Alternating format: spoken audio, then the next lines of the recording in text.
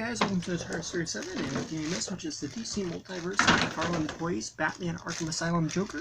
So really cool, really blessed, picked this up today.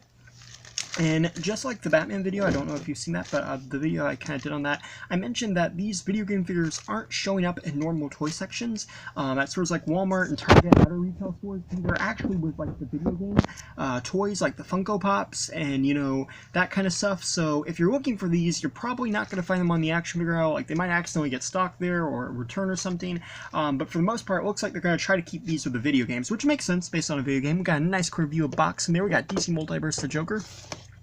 We have the Joker from Batman Arkham Asylum written there, and it's kind of hard to believe that this is actually the first Joker Mcfarlane Toys has done, because unless you count the Batman Who Laughs as kind of like a main Joker, I mean, that one's kind of up for debate. This really is the first Joker, so that's kind of interesting. And yeah, let's open this up.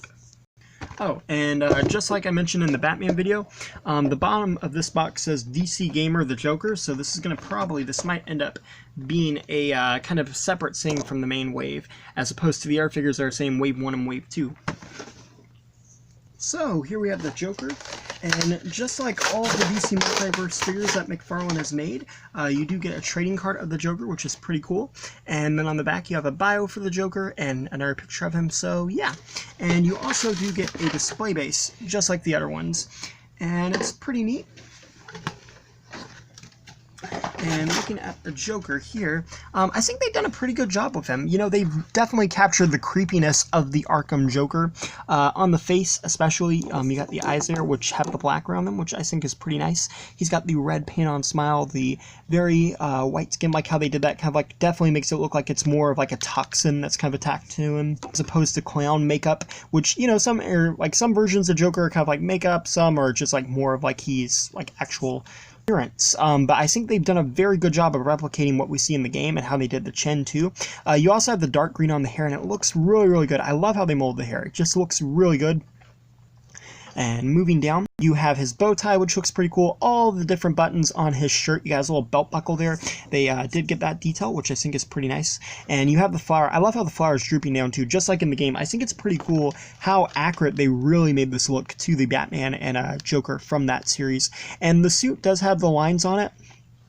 They aren't painted, but they're kind of like molded on, and you can see it on the back. It has a little bit of texture here, and then it mostly kind of like folds into the lines, which are pretty cool. And then you also have that on the arms, and I like how they kind of did this pattern on the butterfly joint, so it kind of looks like it's really coming over. And then you have the yellow sleeves underneath the jacket there, which look pretty cool, and he's got his gloves, which look good, and then he's got his little chain pocket. I like how they did that. Again, really cool how they kept in line with that. And you got the belt, which looks nice, kind of got like a leather material on it, and then the pants don't really have the orange stripes on them, but they do kind of have molded stripes.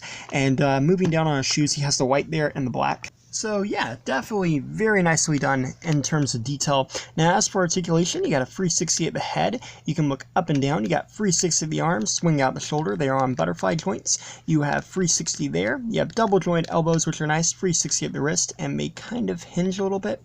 They're on joints, but it's kind of hard to see. And the torso rotates 360. I think there's an ab crunch. It does kind of move a little bit in there. So I think it's kind of like the Green Arrow joint where they moved it over or molded it over a little bit. It's kind of weird.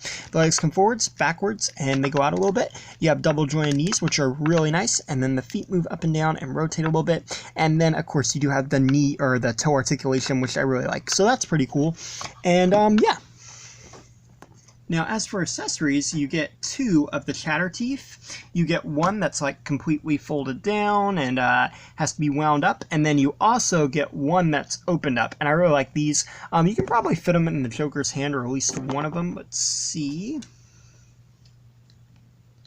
Well, it's kind of hard because of how Joker's hand is molded here.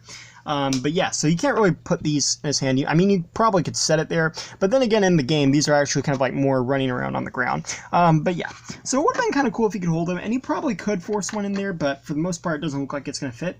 And then you do get Joker's revolver-type weapon, so that's pretty cool. I love the detail on this. You have black on the handle, then you got a little bit of a revolver there. I think that's a revolver, not 100% sure. And the silver, and it looks pretty neat, and you can just put this in his hands.